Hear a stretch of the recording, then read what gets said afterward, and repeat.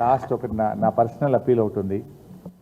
ఈ మధ్య సోషల్ మీడియాలో ఏమైందే ఈ వ్యూస్ కోసం ఈ తంబులు అంటారట కదా వాటిని, నాకు కుదరదు, తంబునైల్స్ కోసం సెన్సేషనల్ హెడ్డింగ్స్ పెడుతున్నారు.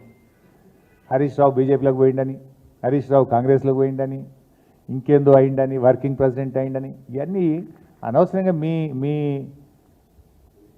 మీ వ్యూస్ కోసమో బ్రేకింగ్ల కోసమో ఇట్లా ఒక నాయకుడి నిబద్ధత మీద ఒక నాయకుడిని క్రెడిబిలిటీని మీరు వాడుకోవడం అనేటువంటిది మంచిది కాదు.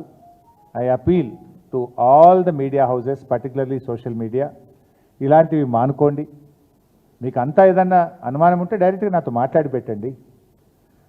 కానీ ఇట్లా పెట్టడం ద్వారా ఏమవుతుందంటే లీడర్ క్రెడిబిలిటీని దెబ్బతీసేది మంచిది కాదు. నేను కూడా ఇంకా తప్పని పరిస్థితి, భవిష్యత్తులో ఇట్లాంటి రిపీట్ అయితే అవసరమైతే లీగల్ నోటీసులు ఇవ్వడానికి, చట్టపరమైన చర్యలకు కూడా వెనుకాడమని నేను వారికి తెలియజేస్తా ఉన్నా.